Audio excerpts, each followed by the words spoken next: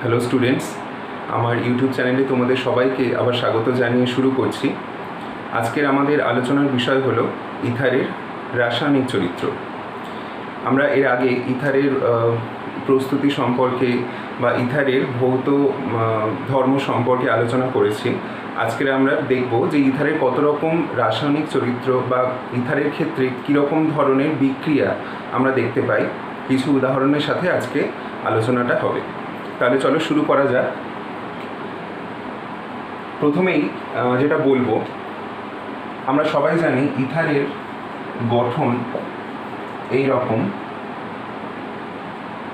যেখানে অক্সিজেনের দুদিকেই দুটো অ্যালকিল গ্রুপ আছে, বা অ্যালকিল গ্রুপ অ্যারাইল গ্রুপ এরকম একসঙ্গে থাকতে পারে। তো বিভিন্ন রকম উদাহরণ সম্ভব। এবারে এই যে অক্সিজেন অ্যাটমটা তোমরা দেখছো বা অক্সিজেন পরমাণুটা দেখছো, এই অক্সিজেন পরমাণুর ইলেকট্রন জোড় রয়েছে।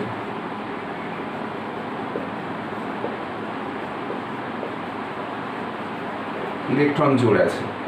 তো এই ইলেকট্রন জোড় থাকার কারণে স্বাভাবিকভাবেই আমরা কি ভাবতে পারি যে ইথারের একটা ইলেকট্রন জোড় দান করার প্রবণতা রয়েছে।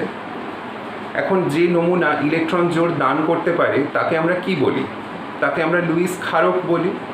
তো ইথারকে আমরা বলতে পারি যে লুইস ক্ষারক, তাই তো? কেন?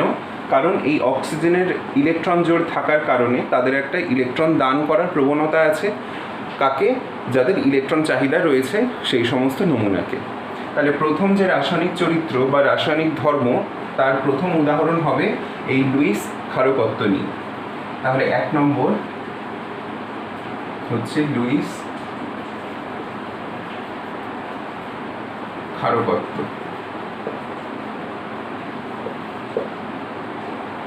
বা ইংলিশে যদি বলো তাহলে হচ্ছে লুইস বেসিসিটি। লুইস বেসিসিটি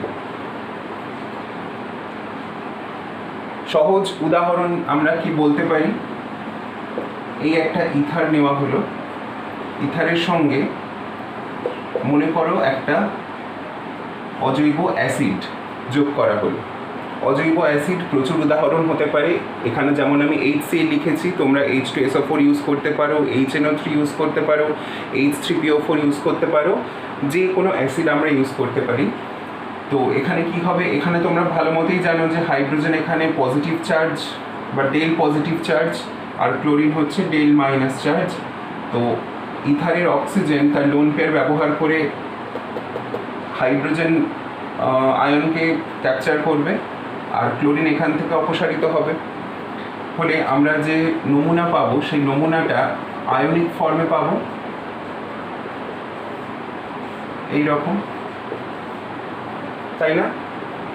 যেখানে অক্সিজেন লোন পেয়ার দিয়ে H+কে ক্যাপচার করবার ফলে নিজে পজিটিভ চার্জ হয়ে গেল, আর মিডিয়ামে Cl- তো ছিলই, তাই না? এই নমুনাটাকে বলা হয় ডাইঅ্যালকিল অক্সোনিয়াম। ডাইঅ্যালকিল অক্সোনিয়াম ক্লোরাইড। ডাইঅ্যালকিল যদি দুটো অ্যালকিল গ্রুপ হয়, আমি এখানে মেনশন করে দিচ্ছি,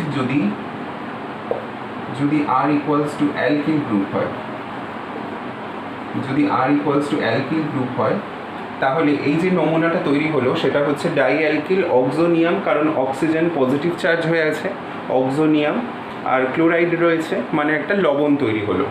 এইটা লুইস ক্ষার, আর H+ একটা কি লুইস অ্যাসিডের মতো, মানে H+ ইলেকট্রন জোড় গ্রহণ করছে এখানে। যদি সেরকমভাবে ভাবি, অক্সিজেন ইলেকট্রন জোড় দিচ্ছে এবং H+ ইলেকট্রন জোড় গ্রহণ করছে। So Luis acid base reaction হলো, আর এই লবণটা তৈরি হলো। লবণ, এই লবণটা কঠিন যৌগ।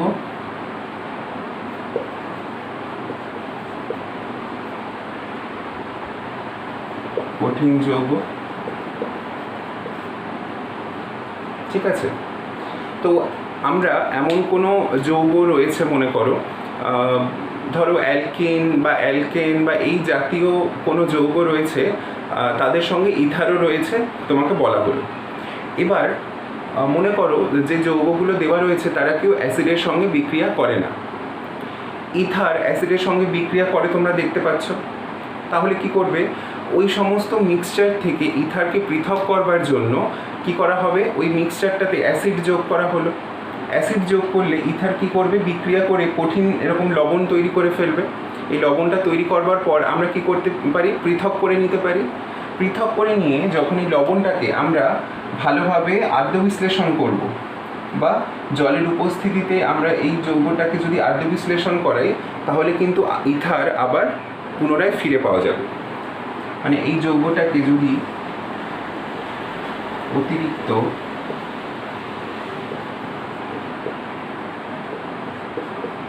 জল যোগ করা হয়, তাহলে আবার এরকমভাবে ইথার পুনরায় ফেরত পাওয়া যাবে। তাহলে এই বিক্রিয়াটা ব্যবহার করে আমরা ইথারকে পৃথক করতে পারি, পার্থক্য নয় পৃথক করতে পারি বা সেপারেট করতে পারি। তাহলে সেই পয়েন্টটাও লিখে রাখতে পারো তোমরা।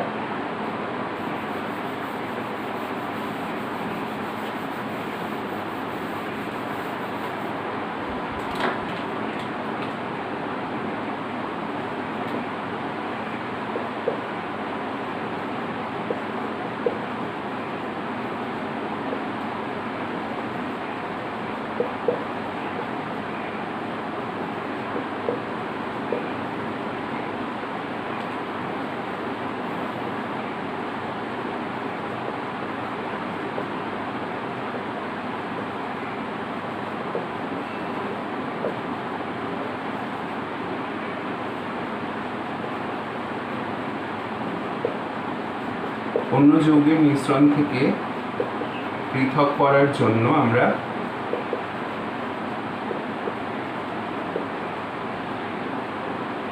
মিশ্রণ থেকে পৃথক করা যায় যারা অজৈব অ্যাসিডের সাথে, যারা অজৈব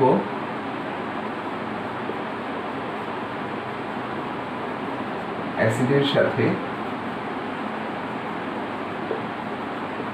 বিক্রিয়া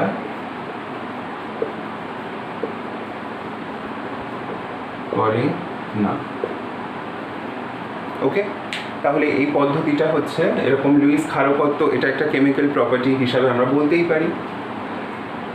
নেক্সট দেখো,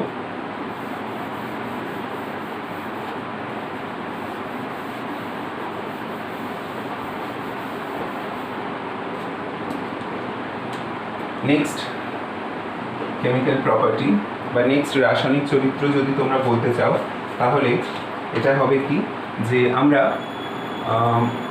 মনে করো গাঢ় H2SO4 এর সঙ্গে বিক্রিয়া করাচ্ছি।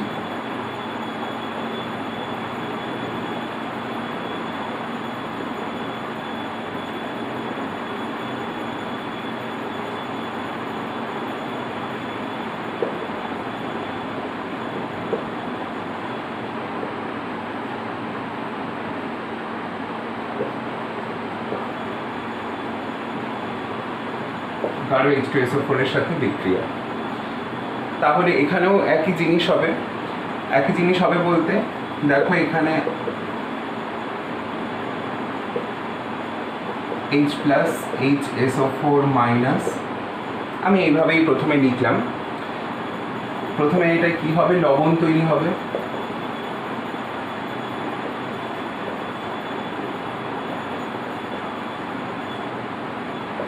এরকম লবণ তৈরি হলো। লবণ তৈরি হওয়ার পরে এখানটায়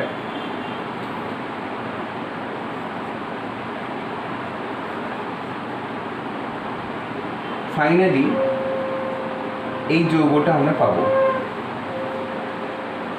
ফাইনালি আমরা এই যৌগটা পাবো। এই যৌগটা হচ্ছে অ্যালকিল হাইড্রোজেন সালফেট।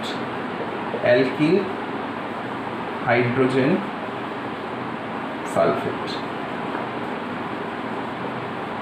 ঠিক আছে, অ্যালকিল হাইড্রোজেন সালফেট। এবারে তোমরা বলতে পারো যে এটা কি করে এলো। গাঢ় H2SO4 যখন রিয়াকশন করছে, তোমরা এইখানে দেখো একটা ওজোনিয়াম লবণ তৈরি হয়েছে। প্রথম ধাপেই একটা অক্সোনিয়াম লবণ তৈরি হয়েছে। এবারে HSO4 মাইনাস যেটা আছে সেটা তো মূলত এইরকম। তোমরা যদি H2SO4 এর স্ট্রাকচারটা লেখো তাহলে দেখবে অক্সিজেনের ওপরেই মাইনাস চার্জটা আছে। এবারে এইটা কি করবে, এই অ্যালকিল গ্রুপকে ধরলো, অ্যালকিল গ্রুপকে ধরে এখান থেকে একটা অ্যালকোহলের অণু বার করে দিল, প্লাস ROSO3H, এইটা তৈরি হলো। আমি যদি এই স্টেপে কি ঘটনা হচ্ছে সেটার যদি একটা ছোট্ট করে মেকানিজম দেখাই তাহলে বিষয়টা দেখতে এই রকম হয়। তো এই রকম, এটা হচ্ছে কৌশল বা মেকানিজম। অ্যালকিল হাইড্রোজেন সালফেট তৈরি হলো। এবারে এই যে অ্যালকোহলটা আছে, এই অ্যালকোহলটা আবার H2SO4 এর সঙ্গে রিয়াকশন যদি করে, H2SO4 এর সঙ্গে যদি রিয়াকশন করে তাহলে কি হবে, H2SO4 থেকে কি তৈরি হচ্ছে, H প্লাস HSO4 মাইনাস, আর এদিকে কি আছে অ্যালকোহল। তখন এই H প্লাস আর OH মাইনাস মিলে ওয়াটার বেরিয়ে যাওয়ার পরে R প্লাস OSO3H মাইনাস এইটা থাকছে। এবার এই দুটো যদি কম্বাইন করে তাহলে আবার কি তৈরি হবে, এইটা তৈরি হবে ROSO3H। তো গাঢ় H2SO4 এর উপস্থিতিতে অক্সোনিয়াম সল্ট তো হবেই, কারণ ইনঅর্গ্যানিক অ্যাসিডের উপস্থিতিতে তো এইটা হচ্ছেই, অক্সোনিয়াম লবণ তৈরি হচ্ছে।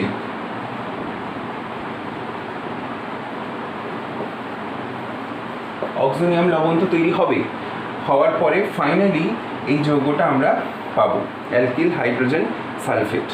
এবারে যদি ডাইলুট H2SO4 ব্যবহার করা হতো, মানে গাঢ় H2SO4 এর বদলে যদি লৌহ H2SO4 ব্যবহার করা হতো, তাহলে লৌহ H2SO4 এর তো নিরুদন ক্ষমতা কম, এটা তো বলতে পারো যে নিরুদন হয়ে গিয়েই আবার এই রকম অ্যালকিল হাইড্রোজেন সালফেট তৈরি হচ্ছে নিরুদন প্রক্রিয়ার দ্বারা। ভালো করে বিষয়টা বোঝো, নিরুদন প্রক্রিয়ার দ্বারা।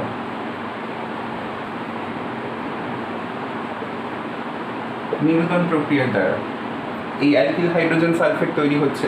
এবারে যদি লৌহ H2SO4 থাকতো তাহলে সেক্ষেত্রে নিরুদন হতো না, তখন আমরা এই অ্যালকোহলটাই মুখ্য পদার্থ হিসাবে পেতাম। তাহলে আমরা থার্ড যে বিক্রিয়াটা সেটা তার ভিত্তিতেই লিখি, যে গাঢ় H2SO4 এর সাথে বিক্রিয়া দেখলাম, এবারে দেখবো লৌহ H2SO4 এর সাথে কি হয়।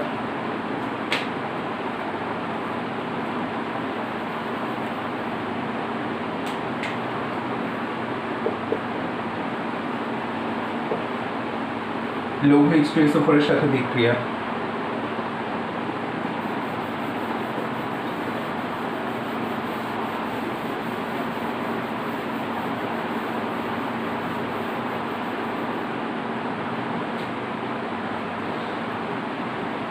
তখন বিক্রিয়া মাধ্যমে কি আছে, বিক্রিয়া মাধ্যমে তো জল আছে। H2SO4 এর তুলনায় জলের পরিমাণ তো বেশি, কারণ লৌহ কথাটা বলা হয়েছে। তো এই জলের উপস্থিতিতে কি হয়, প্রথমে তো অক্সোনিয়াম লবণ তৈরি হলোই, এই জলের অণু এই অ্যালকিল গ্রুপকে অ্যাটাক করে এখান থেকে অ্যালকোহলকে আলাদা করে দিল, অ্যালকোহলকে এখান থেকে আলাদা করে দিল।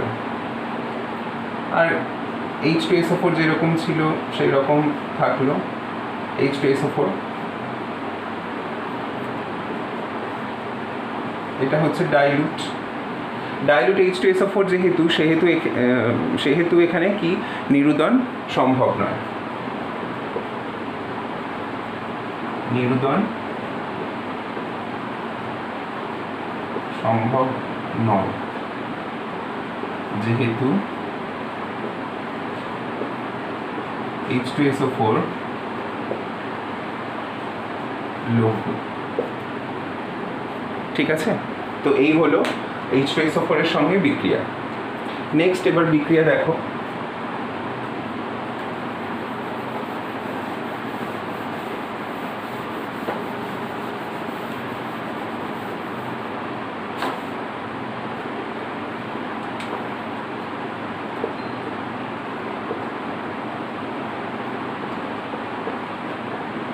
ইথারের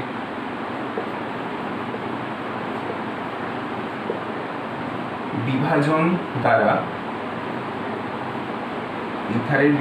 দ্বারা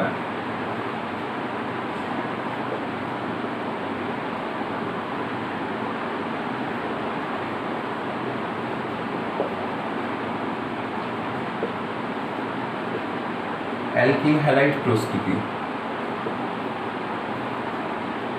ইথারের বিভাজন দ্বারা অ্যালকিল হ্যালাইড প্রস্তুতি।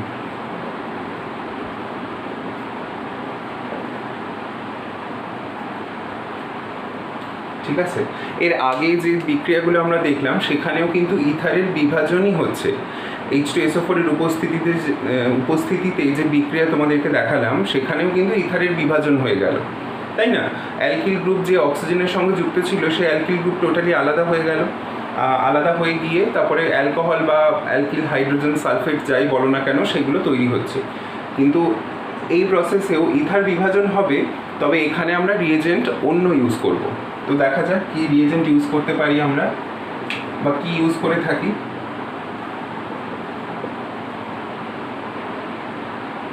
ধরো এইরকম একটা যৌগ দেওয়া আছে, তাতে আমরা হ্যালোজেন অ্যাসিড ব্যবহার করছি। হ্যালোজেন অ্যাসিড ব্যবহার করলে এখানে আমরা এই রকম যৌগ পাবো। ফার্স্ট, সেকেন্ড,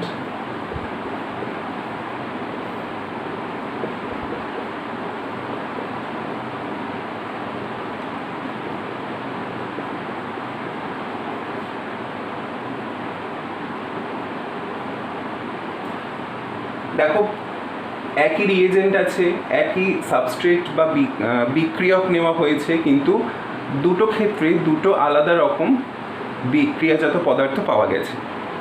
তাহলে এর কারণটা কি? এর কারণ হচ্ছে এই ক্ষেত্রে যখন আমি বিক্রিয়াটা করাচ্ছি সেখানে উষ্ণতা কম, আর এই বিক্রিয়ার ক্ষেত্রে উষ্ণতা বেশি। ফার্স্ট যে বিক্রিয়াটা লিখেছি সেইখানে উষ্ণতা 0 ডিগ্রি সেন্টিগ্রেড বা লেস দ্যান 100 ডিগ্রি সেন্টিগ্রেড, আর নিচে যে বিক্রিয়াটা বা দ্বিতীয় যে বিক্রিয়াটা লিখেছি সেখানে টেম্পারেচার হচ্ছে 100 ডিগ্রি সেন্টিগ্রেড। ওপরের বিক্রিয়াতে অ্যালকোহল এবং অ্যালকিল হ্যালাইড দুটো একসঙ্গে পাওয়া যাচ্ছে, নিচের বিক্রিয়াটাতে শুধুমাত্র অ্যালকিল হ্যালাইড পাওয়া যাচ্ছে। ওকে, অনেক সময় এটা উষ্ণতা মেনশন না করে বলে দেওয়া থাকে HX-টা অতিরিক্ত আছে, HX অতিরিক্ত আছে, তখনও কিন্তু বুঝবে তোমাকে এই বিক্রিয়াটাই লিখতে বলা হয়েছে।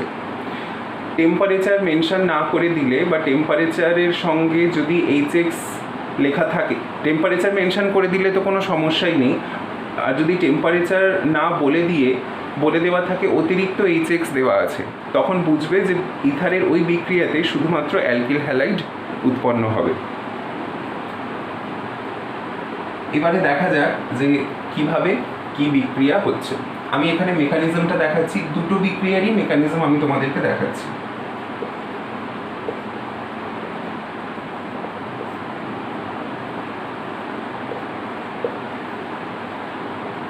ইনঅর্গ্যানিক অ্যাসিড যখন তোমরা বুঝতেই পারছো যে প্রথমে তো অক্সোনিয়াম লবণ তৈরি হবে, যেটা একদম প্রথমেই বললাম আমরা।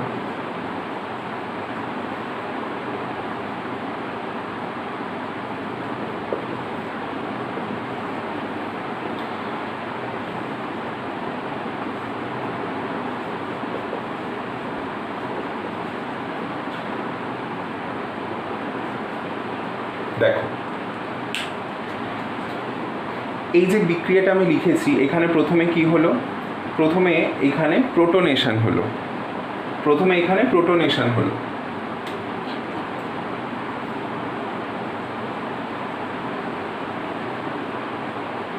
প্রোটোনেশন হলো বা H+ যোজন, তারপরে কি হচ্ছে? বিক্রিয়া মাধ্যমে X-, সেই X- একটা অ্যালকিল গ্রুপকে অ্যাটাক করলো। অ্যালকিল গ্রুপকে SN1 বা SN2 যেরকমই পদ্ধতি বলো, এখানে তো দেখতে পাচ্ছ যে SN2 ছাড়া কোনো উপায় নেই, কারণ এখানে তো কোনো কার্বোক্যাটায়ন তৈরি হয়নি। তো নিউক্লিওফাইল যখন এই অ্যালকিল গ্রুপকে অ্যাটাক করছে, যে অ্যালকিল গ্রুপ যেখানে কার্বন নিউট্রাল ফর্মে আছে, কারণ SN1 হতে গেলে তো কার্বনকে পজিটিভ স্টেটে থাকতে হয়, তো এখানে কার্বন পজিটিভ স্টেটে নেই। এইটা যদি লিভিং গ্রুপ হয় এই দিকের অংশটা যদি লিভিং গ্রুপ হয় তাহলে লিভিং গ্রুপের ব্যাক সাইড দিয়ে নিউক্লিওফাইল অ্যাটাক করছে, তাহলে এটাকে আমরা SN2 বলতে পারি। তো SN2 ফর্মে অ্যাটাক করছে, করে দেখো একটা অংশ অ্যালকিল হ্যালাইড হলো আর একটা অংশ অ্যালকোহল হয়ে গেল, রাইট। তাহলে এটা আমি প্রথম বিক্রিয়ার মেকানিজমটা দেখালাম। এবারে বলেছে কি, যদি HX-টা অতিরিক্ত থাকে, HX যদি অতিরিক্ত থাকে বা হাই টেম্পারেচারে রিঅ্যাকশন করানো হয় ইন প্রেজেন্স অফ HX, তাহলে কি হবে, এই অ্যালকোহল যেটা তৈরি হয়েছিল না প্রথম ধাপে, এই অ্যালকোহলটা পুনরায় HX এর সঙ্গে বিক্রিয়া করবে। তাহলে নেক্সট আমরা লিখব অতিরিক্ত HX এর উপস্থিতিতে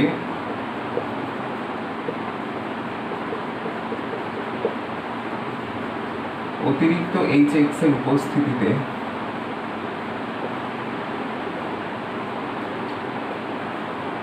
কি হচ্ছে, ROH plus HX plus HX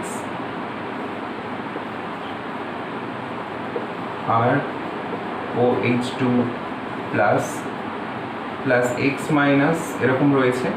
এবারে এই X মাইনাসটা এই অ্যালকিল গ্রুপকে অ্যাটাক করে এখান থেকে ওয়াটার বের করে দেবে, রাইট। তাহলে কি পাবো, RX পাবো প্লাস ওয়াটার পাবো, RX পাবো প্লাস ওয়াটার পাবো, তাই না? তো বিষয়টা কি হলো, বিষয়টা হচ্ছে যে যদি অতিরিক্ত HX থাকে তাহলে প্রথম ধাপে যে অ্যালকোহলটা তৈরি হয়েছিল সেই অ্যালকোহলটা পুনরায় আবার রিঅ্যাকশন করবে, পুনরায় রিঅ্যাকশন করে HX এর সাথে ফাইনালি কি তৈরি করবে, অ্যালকিল হ্যালাইড তৈরি করবে। বুঝতে পারলে? আচ্ছা, এটা না, হ্যাঁ 2RX হবে প্লাস ওয়াটার হবে, কারণ বিক্রিয়াটায় দেখো এক অণু জল অপসারিত হয়েছে শুধুমাত্র। তো আমি এখানে আগে 2 লিখেছিলাম, সেই 2টা RX এর আগে হবে।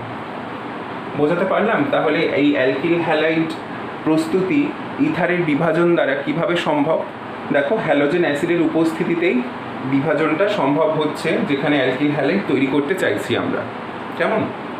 এবার প্রশ্ন হচ্ছে যে এই হ্যালোজেন অ্যাসিড যেটা রয়েছে সেই হ্যালোজেন অ্যাসিড কি আমরা যে কোনো হ্যালোজেন অ্যাসিড ব্যবহার করতে পারি? প্রশ্ন একটা আসতেই পারে। তো তার উত্তরে আমরা কি বলবো, নেক্সট সেই বিষয়টাই নিয়েই কথা বলবো। দেখো, তারপর কিছু আমি রিয়েল এক্সাম্পল কিছু দেখাবো। HX হিসাবে আমরা কাকে নেব, HCl নাকি HBr নাকি HI? HF এর কথা বাদ দাও, কারণ কেন বাদ দেব সেটা আমি এই তিনটেকে নিয়ে আলোচনা করলেই বুঝতে পারবে। দেখো, এই যে তিনটে অ্যাসিড রয়েছে, এই তিনটে অ্যাসিডের মধ্যে H+ দেওয়ার প্রবণতা কার বেশি?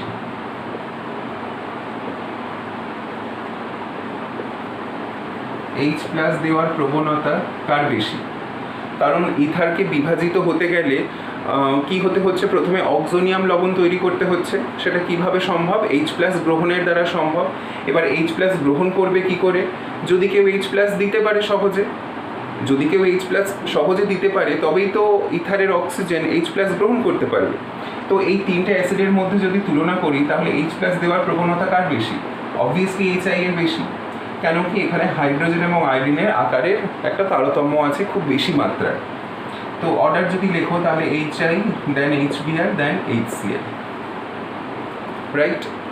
তাহলে এইটা গেল অক্সিজেনের থেকে অক্সোনিয়াম লবণ তৈরি করার পদ্ধতির যে ব্যাপারটা সেইটা, first point. Second point, nucleophilic attack হতে হচ্ছে, তবে গিয়েই তো অ্যালকিল হ্যালাইডটা আমরা পাচ্ছি। অক্সোনিয়াম লবণ যেটা তৈরি হলো সেখানে নিউক্লিওফাইল হিসাবে তো X- ছিল, সেই X- গিয়ে অ্যাটাক করবার পরে গিয়েই আমরা অ্যালকিল হ্যালাইডটা পাবো। তাহলে সেখানে নিউক্লিওফিলিক অ্যাটাকের একটা প্রশ্ন আসে, নিউক্লিওফাইল দ্বারা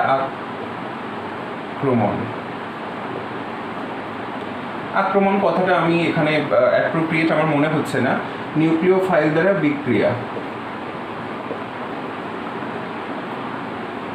বিক্রিয়ার ক্ষমতা, নিউক্লিওফাইল দ্বারা বিক্রিয়ার ক্ষমতা। তাহলে নিউক্লিওফাইল হিসাবে এই তিনটে অ্যাসিড থেকে আমরা নিউক্লিওফাইল কাকে কাকে পাবো? Cl মাইনাস পাবো, Br মাইনাস পাবো এবং I মাইনাস পাবো।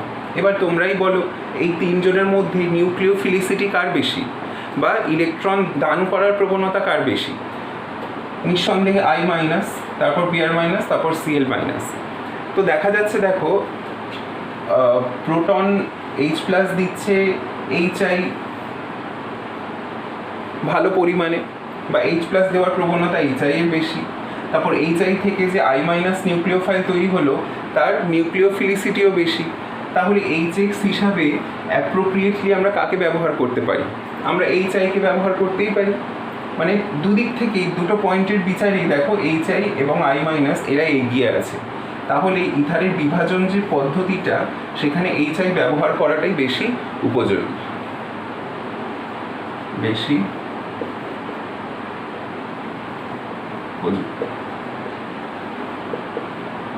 বোঝাতে পারলাম আশা করি। তাহলে এবার আমরা কিছু বিক্রিয়া দেখব যেখানে HI ব্যবহার করে আমরা ইথারের বিভাজনটা দেখাবো।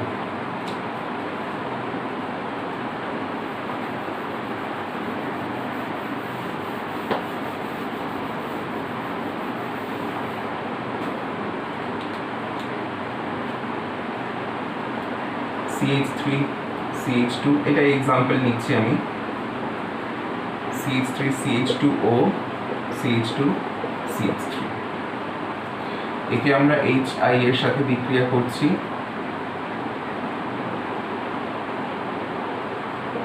0 ডিগ্রি সেন্টিগ্রেডেই মনে করো। তাহলে প্রথম ধাপে কি হবে? প্রথম ধাপে হবে অক্সোনিয়াম লবণ প্রস্তুতি।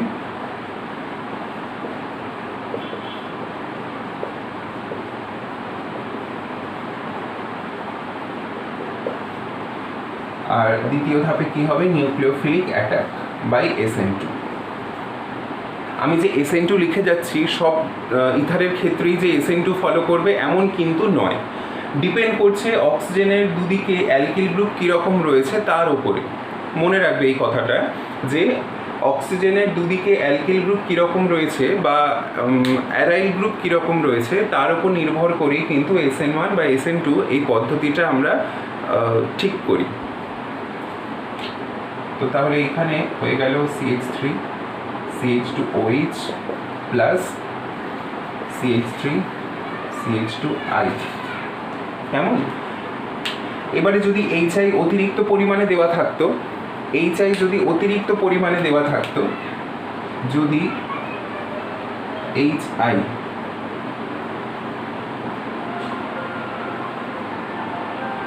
অতিরিক্ত পরিমাণে দেওয়া থাকতো, তবে এই ইথানলটা পুনরায় HI এর সাথে বিক্রিয়া করে কি করত? HI পুনরায় মানে ইথানল পুনরায় HI এর সাথে বিক্রিয়া করে ইথাইল আয়োডাইড তৈরি করত। কেমন?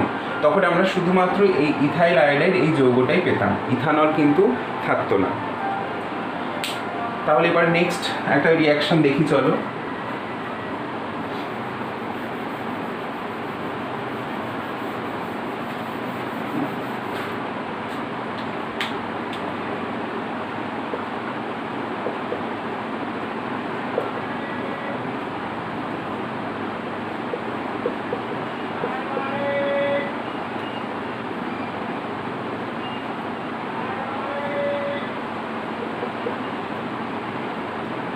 এইখানে প্রথমে অক্সোনিয়াম লবণ তৈরি করে নিই আমরা।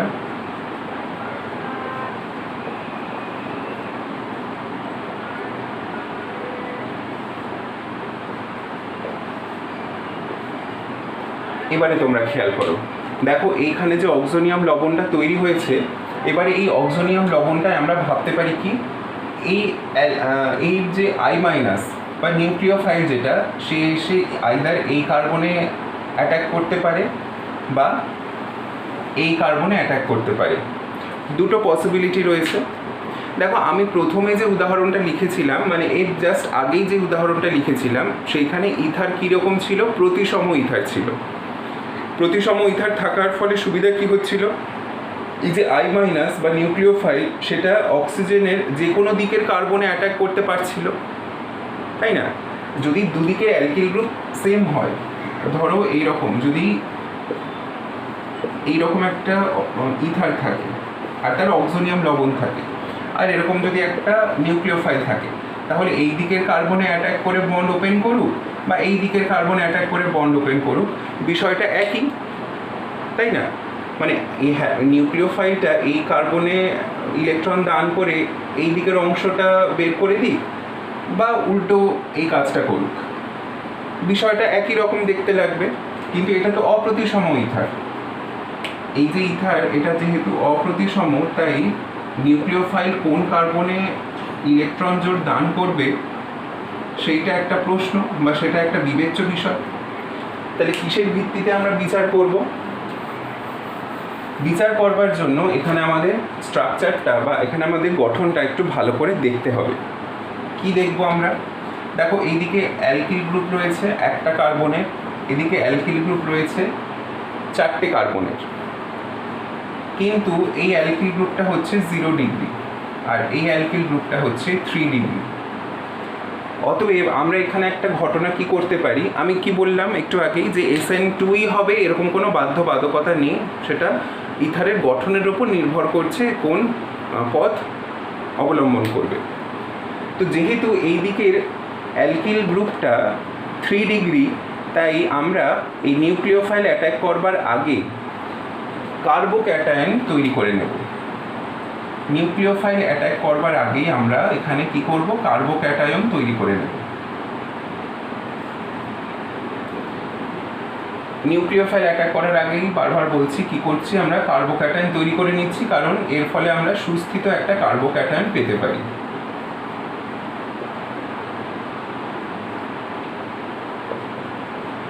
তাহলে এদিক থেকে দেখো অ্যালকোহল বেরিয়ে গেল আর এদিকে একটা এরকম কার্বোক্যাটায়ন তৈরি হলো 3 ডিগ্রি, যেটা সুস্থিত কার্বোক্যাটায়ন। মানে আমরা অটোমেটিক্যালি এখান থেকে এই বন্ধনটা বিয়োজন করে দেবো। আমি ব্লু কালার দিয়ে দিচ্ছি যাতে তোমরা বুঝতে পারো। এইরকম ভাবে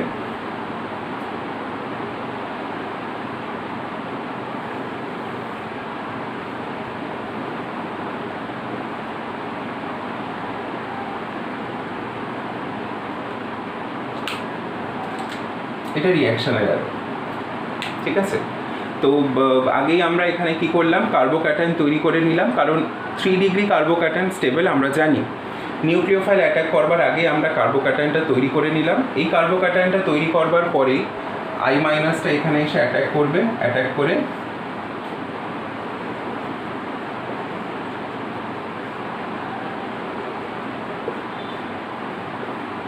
এই প্রোডাক্টটা দেবে। কেমন? তাহলে অপ্রতিসম ইথারের ক্ষেত্রে বিভাজনটা তোমরা এই পদ্ধতিতেই কিন্তু করে যাবে। এবারে এখানে টার্সিয়ারি অ্যালকিল গ্রুপ আছে বলে সেই কারণে আমরা এইরকম দেখালাম, টার্সিয়ারি অ্যালকিল গ্রুপ আছে বলে। যদি সেকেন্ডারি অ্যালকিল গ্রুপ থাকতো তাহলেও ঘটনাটা একই হতো। কারণ কি, একটু ভেবে দেখো তোমরা। এখানে আমি একটা উদাহরণ দেখাচ্ছি, এটা আশা করি তোমরা সবাই বুঝতে পেরেছো।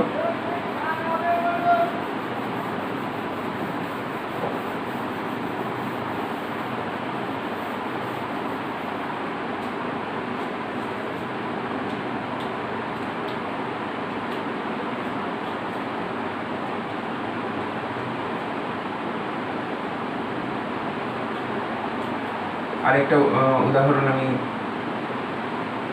দেখাচ্ছি। এইরকম ধরো CH3 CH2O CH3 HI 0 degree centigrade. দেখো, অতিরিক্ত HI দিলে তখন তোমাদের সুবিধা কি, কারণ দুদিকের অ্যালকিল গ্রুপটাই আয়োডাইড তৈরি করবে, তাই না? অতিরিক্ত যদি HI দেওয়া হয় সেখানে তো অ্যালকোহলের আর তো কোনো উপস্থিতি থাকছে না, সেখানে দুদিকের অ্যালকিল গ্রুপটাই কি তৈরি করছে, আয়োডাইড তৈরি করছে বা হ্যালাইড তৈরি করছে। কিন্তু যদি এই 0 ডিগ্রি সেন্টিগ্রেড থাকে বা পরিমিত HI থাকে, তখনই সমস্যা। কোন অংশটা অ্যালকোহল হবে আর কোন অংশটা হ্যালাইড হবে সেটাই কিন্তু বুঝতে সমস্যা হয়। তো তার জন্যই আমি তোমাদেরকে আগের উদাহরণটা দেখালাম যে কার্বোক্যাটায়ন তৈরি হতে পারে এরকম কোনো অংশ, সুস্থিত কার্বোক্যাটায়ন তৈরি হতে পারে, সেই অংশটা হয়ে যাবে হ্যালাইড আর বাকি অংশটা হয়ে যাবে অ্যালকোহল। তো এই একটা উদাহরণ আমি দেখিয়েছি। দেখো এইখানে এই দিকের অংশটা হচ্ছে দেখো 1 ডিগ্রি, আর এই দিকের অংশটা হচ্ছে 2 ডিগ্রি, রাইট? এবারে 1 ডিগ্রি কার্বোক্যাটায়ন খুব একটা সুস্থিত নয়, ইনফ্যাক্ট 2 ডিগ্রি কার্বোক্যাটায়ন 1 ডিগ্রির থেকে সুস্থিত, কিন্তু 3 ডিগ্রির থেকে আবার কম সুস্থিত। তাই দুদিকের কেউই খুব একটা যে কার্বোক্যাটায়ন তৈরি করার প্রবণতা রয়েছে এরকম নয়। অতএব কার্বোক্যাটায়ন যেহেতু হচ্ছে না, সেহেতু এখানে বিক্রিয়াটা আমরা কি হিসাবে ধরে নিতে পারি? SN2 হিসাবে ধরে নিতে পারি। তো অক্সোনিয়াম লবণ তো তৈরি হবেই প্রথমে, সেটা আমরা লিখে নিই।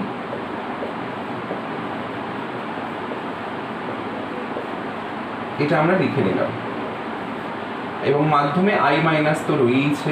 এবারে আসছে SN2 মানে নিউক্লিওফিলিক অ্যাটাকের ঘটনা। এখন তোমরাই ভাবো, কেউ তো কার্বোক্যাটায়ন তৈরি করছে না, তাহলে I- এই যৌগটাতেই কোনো একটা কার্বনে বিক্রিয়া করতে হবে। কোথায় করবে? যদি এই কার্বনে অ্যাটাক করে বা এই কার্বনে যদি বিক্রিয়া করে, তাহলে ঘটনা কি? আর এই কার্বনে বিক্রিয়া করলে ঘটনা কি?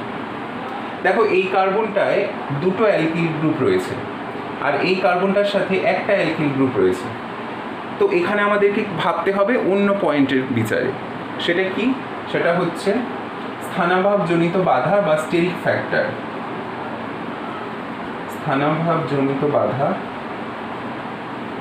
স্থানাভাবজনিত বাধা বা ইংলিশে যেটাকে আমরা বলি স্টেরিক ফ্যাক্টর। এখানে যেহেতু দুটো অ্যালকিল গ্রুপ রয়েছে, তাই এখানে স্থানাভাবজনিত বাধার মান বেশি। এখানে যেহেতু একটা অ্যালকিল গ্রুপ রয়েছে, স্থানাভাবজনিত বাধার মান কম। অতএব I- এই কার্বনে অ্যাটাক করে এই দিকের বন্ডটাকে ওপেন করে দেবে। তবে আমরা কি পাবো? অ্যালকিল হ্যালাইড হিসাবে পাবো CH3CH2I প্লাস অ্যালকোহল হিসাবে পাবো এইটা। ঠিক আছে? আশা করি বুঝতে পেরেছো। তোমাদের বিভিন্ন এক্সাম্পল দিয়ে আমি দেখাচ্ছি। আরও একটা এক্সাম্পল দেখাই চলো, যেখানে অ্যারাইল গ্রুপ রয়েছে, অ্যালকিল গ্রুপের সঙ্গে অ্যারাইল গ্রুপ রয়েছে।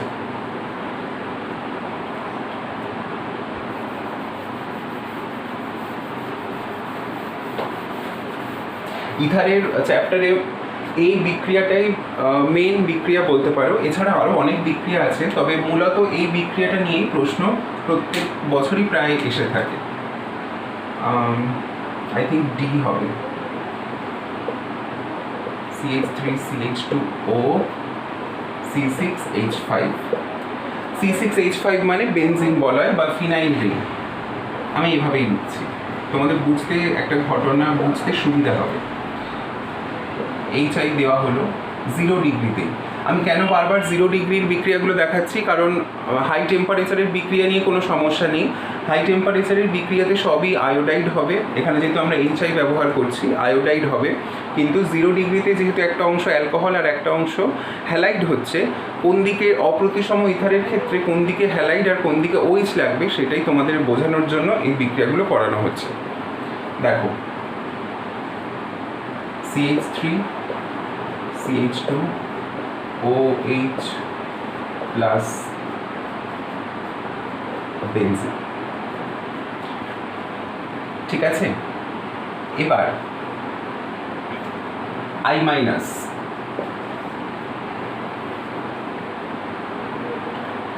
যদি রিঅ্যাকশন করে, তো এই কার্বনটাতে গিয়ে বন্ডটাকে ওই দিকে ওপেন করে দেবে।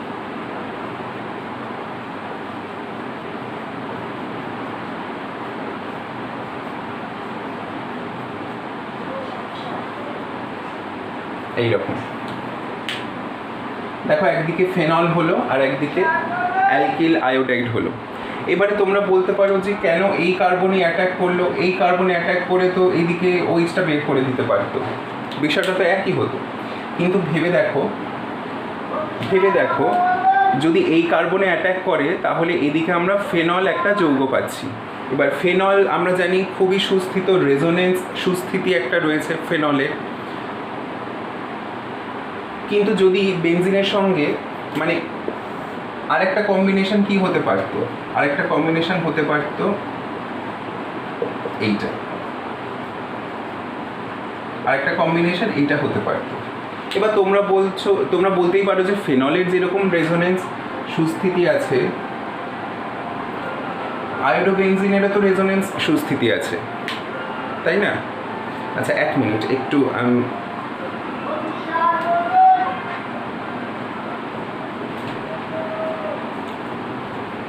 সরি, একটা ফোন এসেছিল, ওই জন্য একটু লিঙ্কটা চলে গেল। তো যেটা বলছিলাম যে আয়োডোবেনজিনের ক্ষেত্রে রেজোনেন্স এফেক্ট আছে, আমরা জানি। ফিনলের ক্ষেত্রেও রেজোনেন্স এফেক্ট আছে। তাহলে এই বেনজিন বলয়ের সঙ্গে আয়োডিনটা লাগলো না কেন? এই যৌগটাই তৈরি হলো কেন? এটাও তো হতে পারতো। বিষয়টা হচ্ছে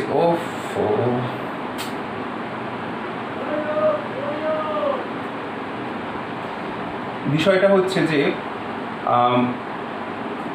বেনজিন বলয়ের কার্বনের সঙ্গে অক্সিজেনের বন্ডের স্থিতিশীলতা যত, বেনজিন বলয়ের সঙ্গে আয়োডিনের বন্ডিংয়ের স্থিতিশীলতা কম। রেজোনেন্সের সাপেক্ষে যদি বলি, তাহলে দেখো কার্বন এবং অক্সিজেনের আকার প্রায় সমতুল্য, কিন্তু কার্বন এবং আয়োডিনের আকারের মধ্যে অনেক অসামঞ্জস্যতা আছে। তার ফলে এই রেজোনেন্স এফেক্ট অতটাও কার্যকর হবে না। এবার রেজোনেন্স এফেক্ট কার্যকর না হলে এই যৌগটার স্থিতিশীলতা ফেনলের মতো অত পরিমাণে হবে না। তাই জন্যই অক্সিজেনের সঙ্গে যদি বেনজিন বলয় সরাসরি যুক্ত থাকে, তাহলে কিন্তু সেক্ষেত্রে ফেনল তৈরি সবসময়ের জন্য হবে, অন্য কোনো যৌগ তৈরি হওয়া সম্ভব নয়। হ্যাঁ হিমান্দা, আমি একটু পরে কথা বলছি, আমি ক্লাস নিচ্ছি গো। হ্যাঁ হ্যাঁ হ্যাঁ হ্যাঁ, আচ্ছা আচ্ছা, ঠিক আছে ঠিক আছে, হ্যাঁ হ্যাঁ।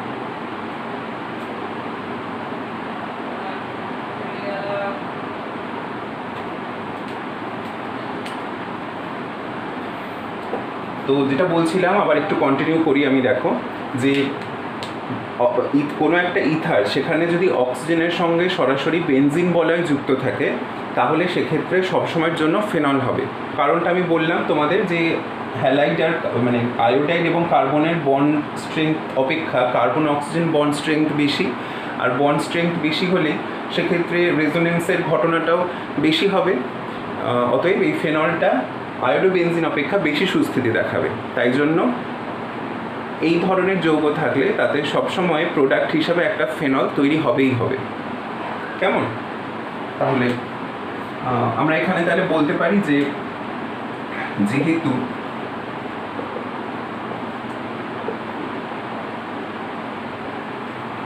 ফেনলের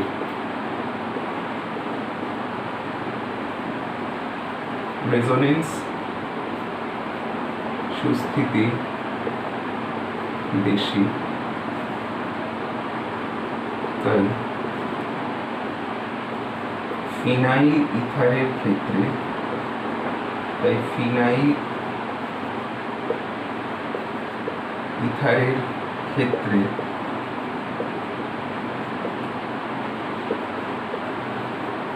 ফেনল তৈরি হবে। অতএব এই কম্বিনেশনটা হবে না, এই কম্বিনেশনটাই সম্ভব। আশা করি তোমাদেরকে বোঝাতে পেরেছি। আরও একটা উদাহরণ দেখাচ্ছি, দেখো।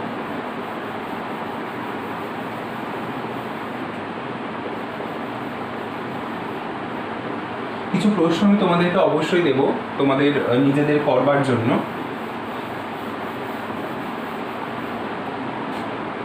এইটাই আমি লাস্ট উদাহরণ এই ইথার বিভাজনের ক্ষেত্রে দেখাবো।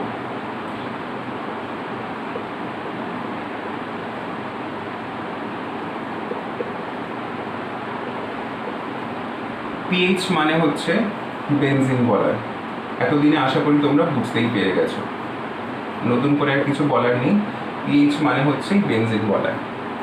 তো এটাতে যদি HI দেওয়া হয়, এটাতে HI 0 ডিগ্রি সেন্টিগ্রেড যদি অ্যাপ্লাই করা হয়, তাহলে আমরা CH3OH প্লাস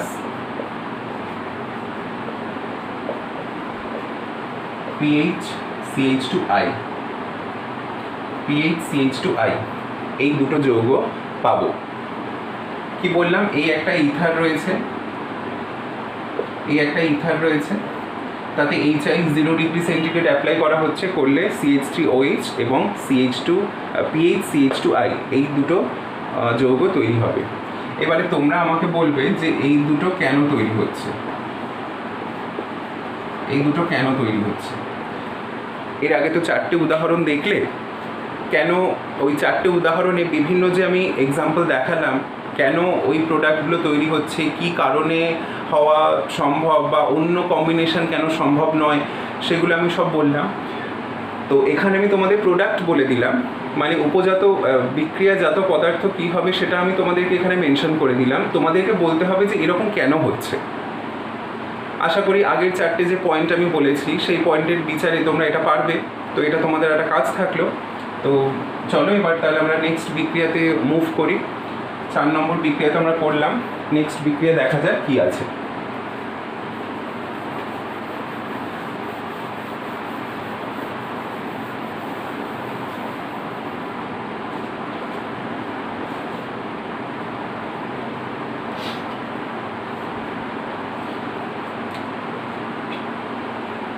পাঁচ নম্বরে অ্যাসিটাইল ক্লোরাইডের সাথে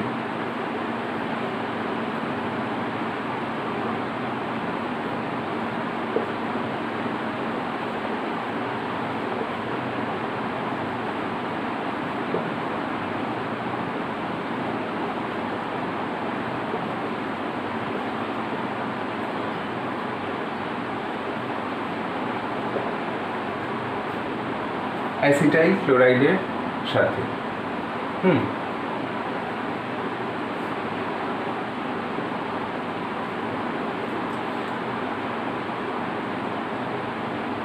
অ্যাসিটাইল ক্লোরাইড তোমরা জানো, অ্যাসিটাইল ক্লোরাইডের ফর্মুলা হচ্ছে CH3COCl।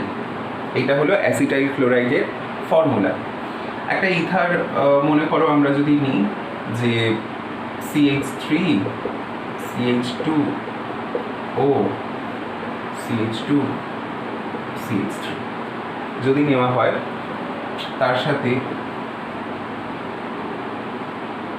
অ্যাসিটাইল ক্লোরাইড যদি দেওয়া হয়, তাহলে প্রোডাক্ট হিসাবে আমরা যাকে পাবো, প্রোডাক্ট হিসাবে যেটা তৈরি হবে সেটা হচ্ছে CH3 CH2Cl plus CH3 CH2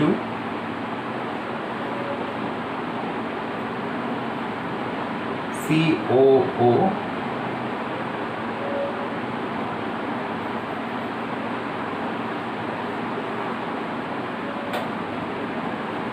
মানে একটা অ্যালকিল হ্যালাইড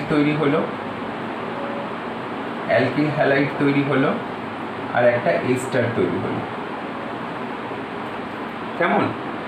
খুব সহজভাবে আমি তোমাদেরকে একটা পদ্ধতি দেখাচ্ছি, এটাই মনে রেখো তোমরা। মেকানিজম এখানে তোমাদের করতে লাগবে না, শুধু এই স্টেপটা মনে রেখো। দেখো এইটা, এই ইথারটা দেওয়া আছে আর আমরা এইটা ইউজ করেছি, অ্যাসিটাইল ক্লোরাইড আমরা ব্যবহার করেছি। তো ইথারের সঙ্গে কার্বনের একটা বন্ধন বিয়োজন ঘটছে, সেটা বুঝতেই পেরেছো। দেখো এইদিকে একটা অ্যালকিল গ্রুপ লেগেছে আর এইদিকে একটা অ্যালকিল গ্রুপ লেগেছে, তাহলে ইথারের অক্সিজেনের সঙ্গে কার্বনের, এই ইথার অক্সিজেনের সঙ্গে কার্বনের একটা বন্ধন বিয়োজন ঘটছে। দেখো এইভাবে হচ্ছে, এখানে CH3COO CH2CH3 CH3COO CH2CH3 এই একটা অংশ বেরোলো, আর এই দিক থেকে কি বেরোলো, CH3CH2Cl। একটা অ্যালকিল হ্যালাইড আর একটা এস্টারের মিক্সচার পাওয়া গেল। যদিও এই বিক্রিয়াটার খুব একটা সুইটেবিলিটি বা উপযোগিতা নেই, কারণ এখানে দু রকম প্রোডাক্টের মিশ্রণ পাওয়া যাচ্ছে, তাদেরকে আবার পৃথকীকরণ করতে হবে। কিন্তু তাও যদি ইনকেস তোমাদেরকে এরকম বিক্রিয়া দিয়ে দেওয়া হয়, তাহলে তোমরা প্রোডাক্ট হিসাবে কি বুঝবে যে কি হচ্ছে, তার জন্য এই বিক্রিয়াটা তোমাদের জেনে রাখা দরকার। আচ্ছা, এখানে তো প্রতিসম ইথারের ক্ষেত্রে এরকম হলো, যদি অপ্রতিসম ইথার থাকে তখন কি হবে? তো তার একটা বিক্রিয়া দেখাচ্ছি। ধরো এখানে CH3O CH2 CH3 plus CH3COCl।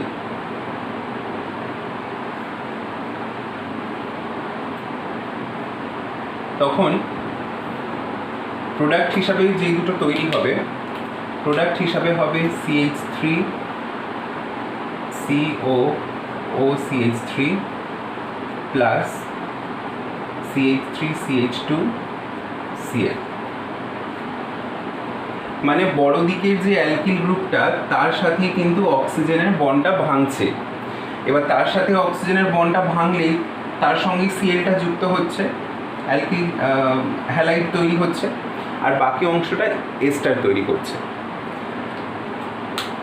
তোমাদের যদি বুঝতে অসুবিধা হয় আমি তোমাদেরকে আরেক রকমভাবে একটা টিপস দেখাচ্ছি বা টিপস বলে দিচ্ছি, তাহলে তোমরা বিষয়টাকে আরেকটু সহজভাবে ধরতে পারবে।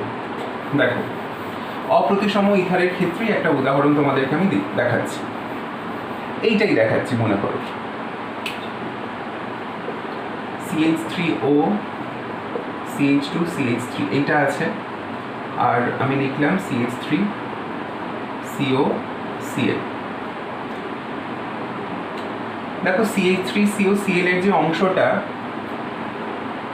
ক্লোরিন আলাদাভাবে গিয়ে একটা অ্যালকিল হ্যালাইড তৈরি করছে, তো ক্লোরিন এখানে আমরা মাইনাস চার্জ হিসাবে ধরতে পারি।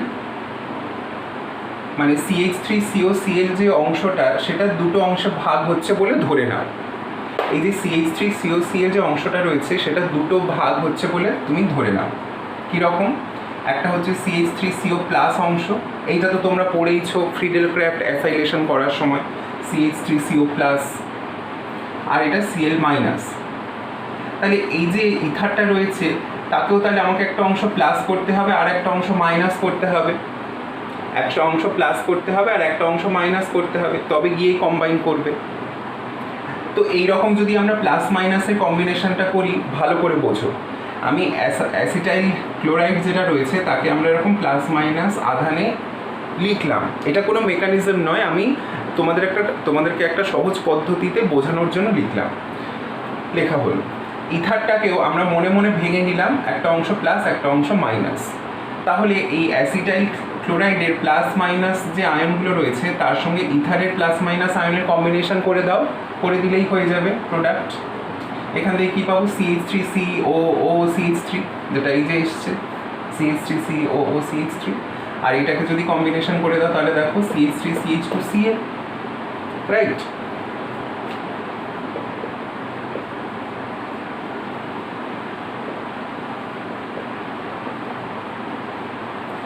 এবারে তোমরা বলতে পারো যে অ্যাসিটাইল ক্লোরাইডে তো এইরকমই হবে, কারণ কার্বন মাইনাস হতে পারে না, ক্লোরিন প্লাস হতে পারে না। এই অংশে কার্বনকেই প্লাস হতে হবে, ক্লোরিনকেই মাইনাস হতে হবে। অ্যাসিটাইল ক্লোরাইডের ক্ষেত্রে এই আয়নিক ফর্মটা ফিক্সড, কিন্তু ইথারের ক্ষেত্রে তুমি বলতে পারো যে কেন আমি তো এই কার্বনের ওপরে প্লাস করতে পারি আর এই অংশটা মাইনাস করতে পারি। মানে যেটা বলতে চাইছি, এই প্লাস মাইনাসের কম্বিনেশনটা আমরা এরকমও তো করতে পারতাম,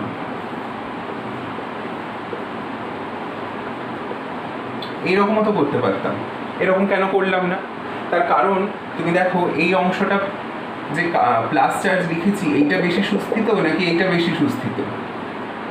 মানে আমরা যদি এরকম এই ইথারের ক্ষেত্রে এই দুরকম কম্বিনেশন লিখি, কোন কম্বিনেশনটা অপেক্ষাকৃত সুস্থিত বলে তোমার মনে হচ্ছে?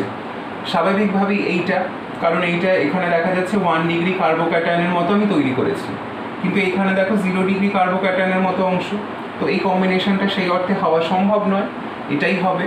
তাই তার ভিত্তিতেই আমরা প্রোডাক্টগুলো তৈরি করেছি। আশা করি বোঝাতে পারলাম তোমাদেরকে এই বিষয়টা।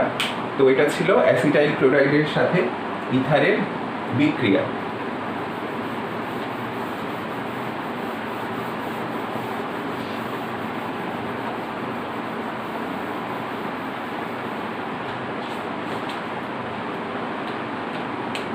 নেক্সট আমরা যদি অ্যারোমেটিক ইথারের কথা বলি, অ্যারোমেটিক ইথার বলতে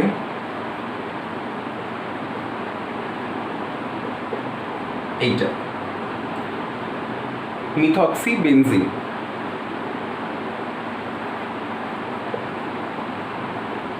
মিথক্সি বেনজিন এর বাণিজ্যিক নাম হলো অ্যানিসোল। এর বাণিজ্যিক নাম হচ্ছে অ্যানিসোল। কেমন? তো এই যৌগটাকে যদি আমরা কোনো ইলেকট্রোফিলিক প্রতিস্থাপন বিক্রিয়ায় অংশগ্রহণ করাই, electrophilic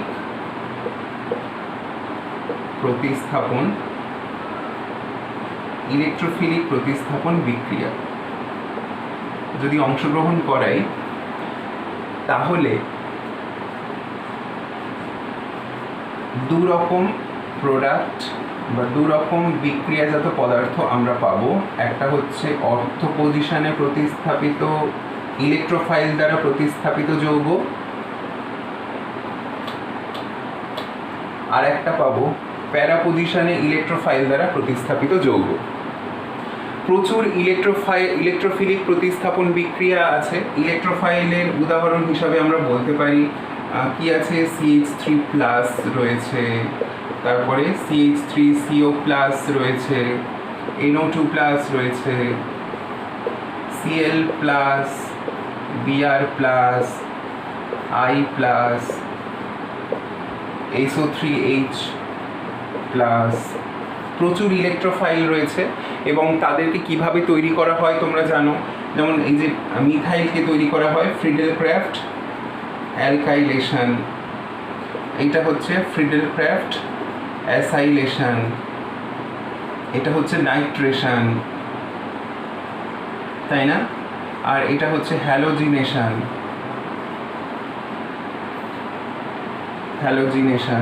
and this is from sulfonation.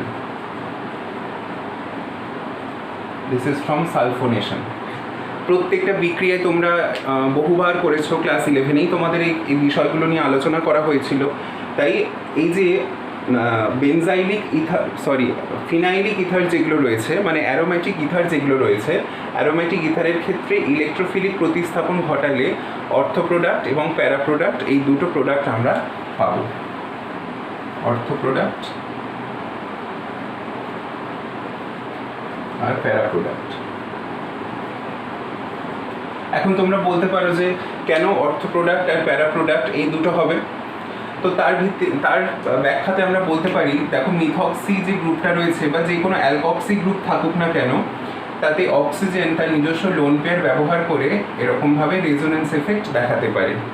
মানে যে কোনো অ্যালকক্সি গ্রুপ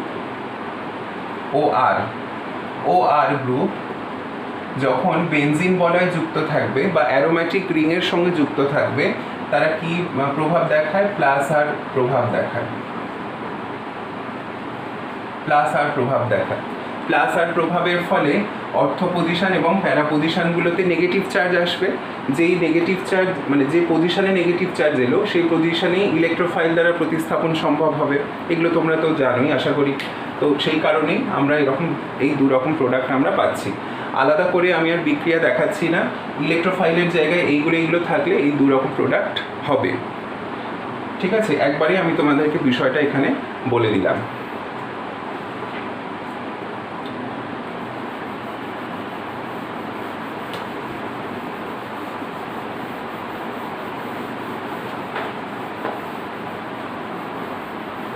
নেক্সট একটা খুব গুরুত্বপূর্ণ বিষয় নিয়ে আমি তোমাদের সাথে আলোচনা করব, সেটা হচ্ছে যে দেখো ইথারের আমরা প্রস্তুতি পড়েছি, ইথারের রাসায়নিক ধর্ম এখন আমরা পড়ছি।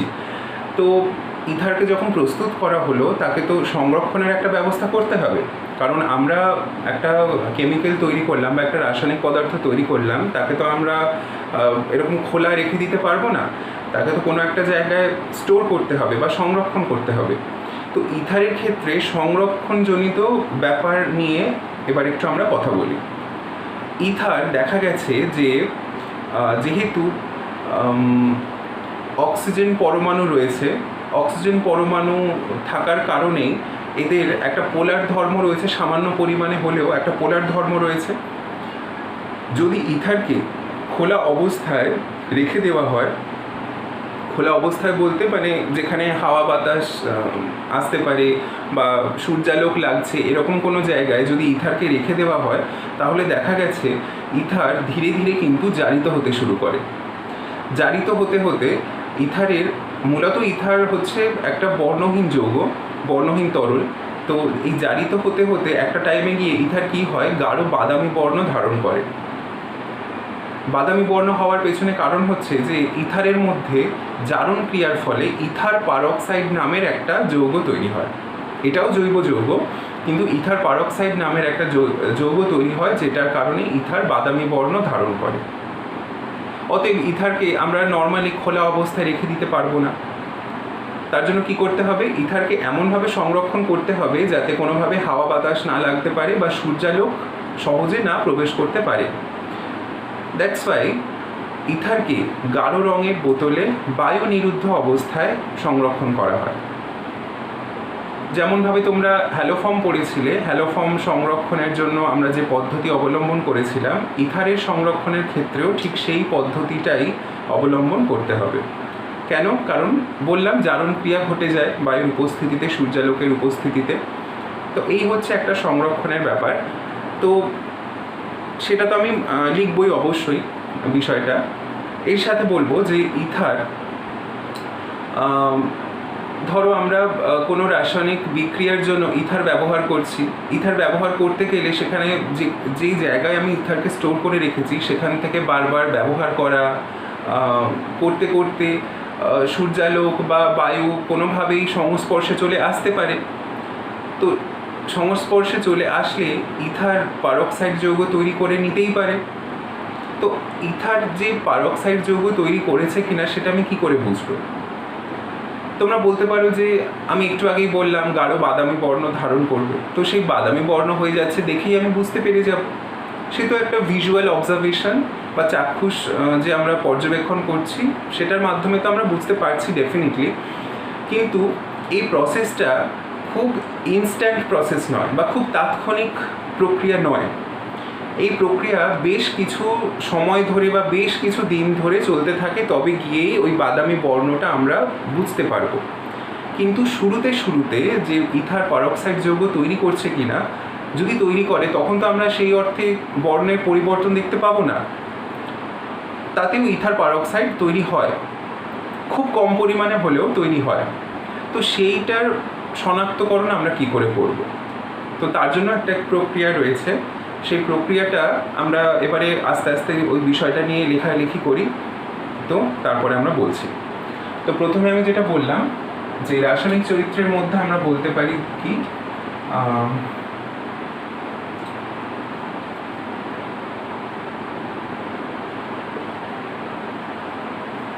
ইথারের জারণ।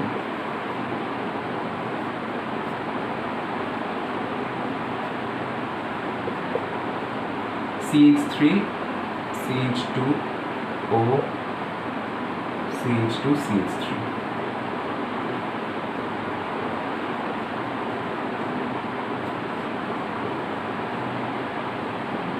সূর্যালোকের উপস্থিতিতে এবং বায়ুর উপস্থিতিতে জারিত হওয়ার সময় প্রসেসটা এইরকমভাবে চলে। প্রথমে তৈরি হয় ইথার হাইড্রোপেরক্সাইড, ডাইইথাইল ইথার হাইড্রোপারক্সাইড,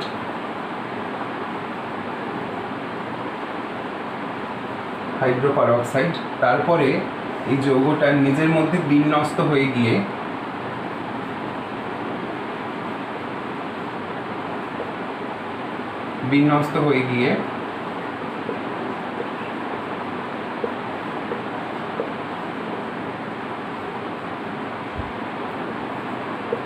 ডাইইথাইল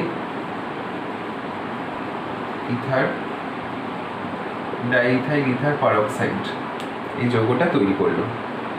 এই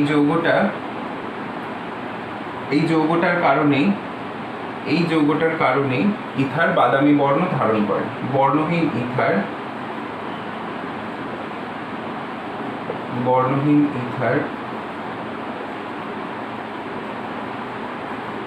বাদামি বর্ণ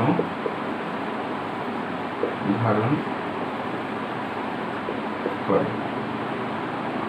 আর এই যৌগটার স্ফুটনাঙ্ক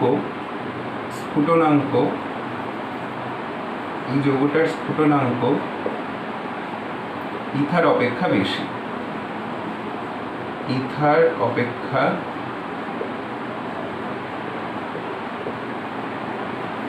বেশি। তাই জন্য কি হয়, ধরো পারক্সাইড মিশ্রিত যে ইথার, সেই মিশ্রণটাকে আমরা পাতন, কারণ স্ফুটনাঙ্ক যেহেতু এর বেশি, ইথার অপেক্ষা বেশি, তো আমরা আংশিক পাতন অ্যাপ্লাই করতে পারি বা আংশিক পাতন প্রয়োগ করে ইথারকে তার পারক্সাইড থেকে পৃথক করতে পারি। তো তার জন্য কি করা হচ্ছে, তাপ প্রয়োগ করা হচ্ছে। এবার তাপ প্রয়োগ করতে করতে কি হয়, ইথার বাষ্পীভূত হয়ে গেলেও এটা পড়ে থাকে। আরও যত টেম্পারেচার বাড়াবে তখন এটা কি হবে, এটা বিস্ফোরণ ঘটাতে পারে। ওকে, তো সেই কথাটা তোমরা লিখে নিতে পারো যে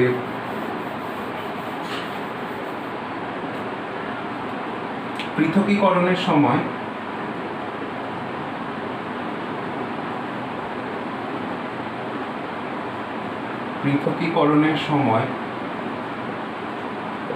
ইথার বাষ্পীভূত হলেও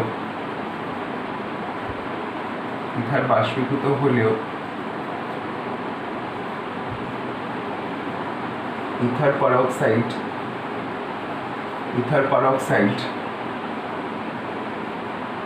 পাত্রে পড়ে থাকে এবং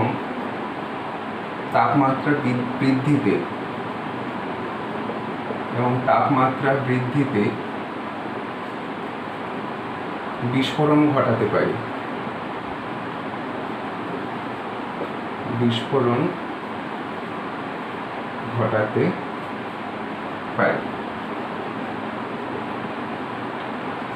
কেমন? তো ইথার যে পারক্সাইড সমন্বিত আছে বা একটা ইথারের নমুনায় যে পারক্সাইড উপস্থিত আছে, সেইটা এবার বুঝবো কি করে। আমরা ইথার পারক্সাইড কিভাবে তৈরি হলো তো দেখে নিলাম। এবার আমরা দেখব যে ইথারে পারক্সাইডের উপস্থিতি আমরা কিভাবে শনাক্ত করতে পারি।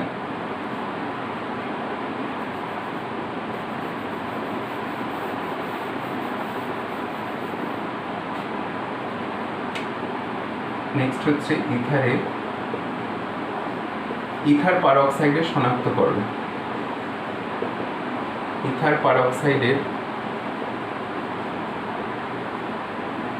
শনাক্তকরণ।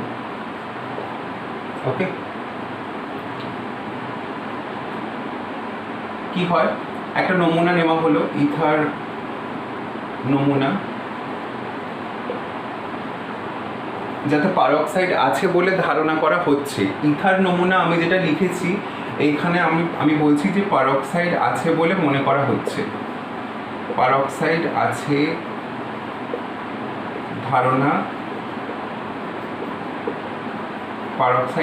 ধারণা করা হচ্ছে। কেমন? এতে আমি কি দিলাম, এতে আমি Ki যোগ করে ঝাঁকানো হলো,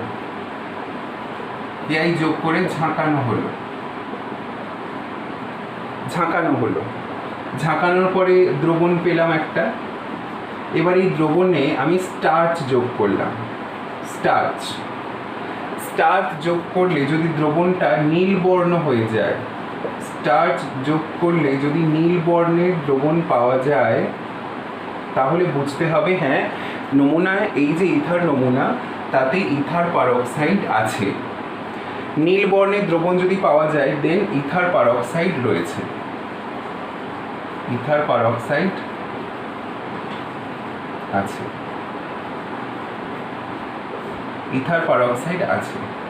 এটা ধারণা করা হচ্ছে।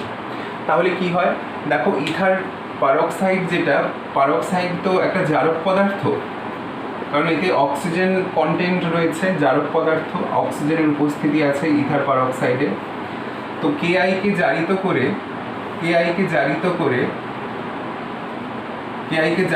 জারণ ঘটছে, জারিত করে এখান থেকে কি তৈরি করবে, আয়োডিন তৈরি করবে। আয়োডিন যেই স্টার্চের সংস্পর্শে আসবে তখনই কি হয়ে যাবে, ব্লু কালার হয়ে যাবে বা নীল বর্ণের দ্রবণ তৈরি করবে। তাহলে এর দ্বারাই আমি প্রমাণ করে নিলাম যে ইথারে পারক্সাইড রয়েছে। এছাড়াও আরও একটা পরীক্ষা করা যায়, সেই পরীক্ষাটা আমি বলছি। এটা যেমন Ki দিয়ে আমরা করলাম, আমরা এটা মোর লবণ দিয়েও করতে পারতাম, মোর সল্ট। তো সেক্ষেত্রে কী হতো দেখো, এটা একটা পরীক্ষা হতে পারে, নাম্বার এ দিয়ে লিখে রাখো, নাম্বার এ দিয়ে লিখে রাখো, এটা একটা পরীক্ষা। এরপরে আমরা নাম্বার বি বা সেকেন্ড যে পরীক্ষাটা বলতে চলেছি সেইটা দেখো।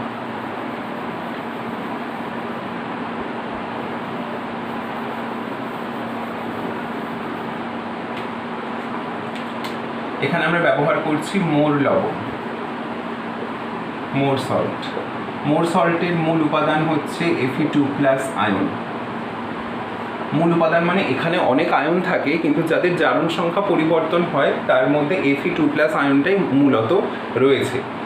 তো যেহেতু ইথার পারক্সাইড একটা জারক পদার্থ, তো এখানে Fe2+ আয়নকে জারিত করে কি করবে, Fe3+ আয়নে পরিণত করবে।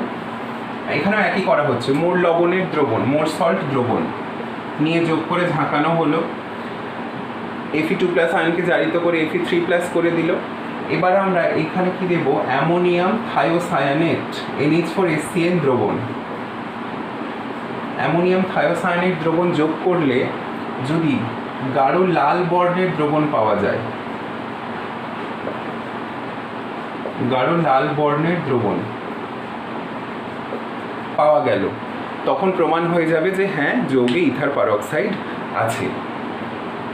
কেমন কি হয়, এখানে Fe3+ HCl মাইনাস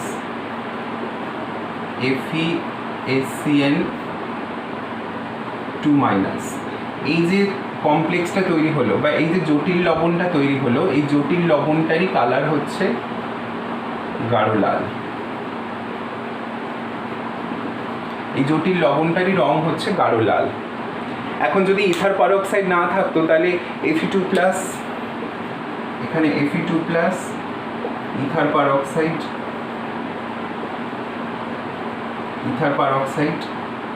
দিয়ে Fe3+ হচ্ছে।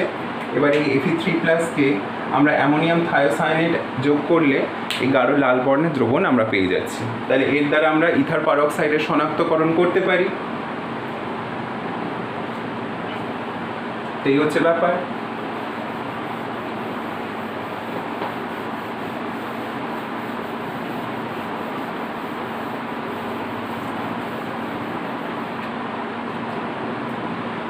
তাহলে ইথারকে কিভাবে সংরক্ষণ করা হবে? এক তো হচ্ছে ইথার সংরক্ষণ, ইথার সংরক্ষণ নাম্বার 1,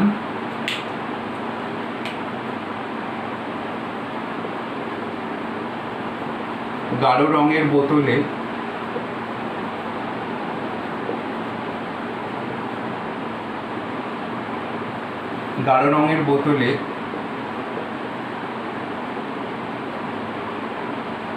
বায়ু নিরুদ্ধ অবস্থায়, গাঢ় রঙের বোতলে বায়ু নিরুদ্ধ অবস্থায়।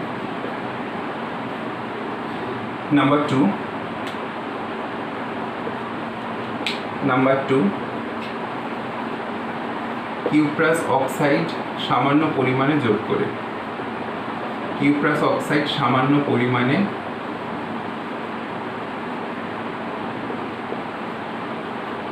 যোগ করে।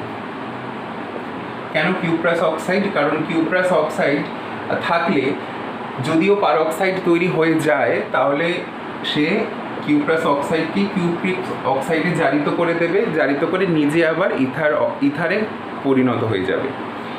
আবার বলছি, যদি ইথার কোনোভাবে ইথার পারক্সাইড তৈরি করেও ফেলে, সে কিউপ্রাস অক্সাইডকে কিউপ্রিক অক্সাইডে জারিত করে দেবে, জারিত করে নিজে আবার ইথারে বিজারিত হয়ে যাবে। তাহলে ইথার পারক্সাইড তৈরি হলেও আর কোনো সমস্যা থাকছে না এই কিউপ্রাস অক্সাইডের উপস্থিতির জন্য। তো এইভাবে আমরা ইথারকে সংরক্ষণ করতে পারি। তো এইখানেই আমাদের ইথারের সম্পূর্ণ আলোচনা শেষ হলো। এছাড়াও ইথারের কিছু ব্যবহারিক প্রয়োগ রয়েছে, সেগুলো তোমরা একটু বই থেকে ফলো করো। ইথারকে বিভিন্ন রকমভাবে আমি পড়ানোর সময়, বিক্রিয়া করানোর সময় বলেছিলাম যে ইথারকে আমরা দ্রাবক হিসাবে ব্যবহার করতে পারি বিভিন্ন রাসায়নিক বিক্রিয়ার ক্ষেত্রে। এছাড়াও চিকিৎসা ক্ষেত্রে চেতনানাশক হিসাবে ব্যবহার করা হয় ইথারকে। অনেক দেশে কি করা হয়, ইথারকে জ্বালানি হিসাবে ব্যবহার করা হয়, পেট্রোল বা ডিজেলের সঙ্গে ইথার মিশিয়ে তাকে জ্বালানি হিসাবে ব্যবহার করা হয়। তারপরে তোমরা একটা স্ট্রাকচার হয়তো শুনবে ভ্যানিলিন বলে, সেই ভ্যানিলিনকে ফুড অ্যাডিটিভ হিসাবেও ইউজ করা হয়।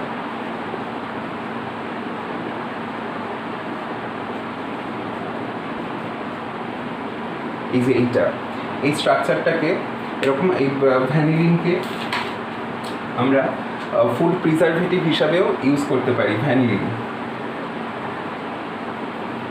ফুড প্রিজারভেটিভ হিসাবেও, সরি এটা এরকম নয়,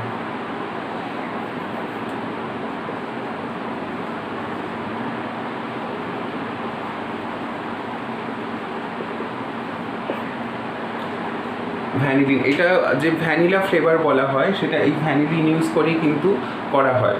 তো এইটাও দেখো একটা ইথার, ফিনাইল ইথার টাইপের কম্পাউন্ড। সো এরকম ধরনের কিছু ব্যবহারিক প্রয়োগ রয়েছে ইথারের ক্ষেত্রে, আর বিশেষ কিছু এখানে আর বলার মতো নেই। বাকি যা যা কিছু ইম্পর্টেন্ট বিষয় সেগুলো সব আমাদের আলোচনা কমপ্লিট হয়ে গেল। তো তোমরা এবারে পড়তে থাকো, কিছু প্রশ্ন আমি তোমাদেরকে ডেফিনেটলি দেবো। ভিডিওটা তোমরা ভালো করে দেখবে, কিন্তু অবশ্যই দেখবে। আর ভিডিও কেমন লাগলো সেটা তো তোমরা ডেফিনেটলি কমেন্ট সেকশানে জানাবে। আর কিছু যদি তোমাদের সাজেশন থাকে সেটাও অলওয়েজ ওয়েলকাম। আর তাহলে আমি এখানে আজকে ভিডিওটা শেষ করছি। তোমরা সবাই তাহলে ভালো থেকো, পড়াশোনা করতে থাকো, আবার পরের ভিডিওতে কথা হবে। Good bye.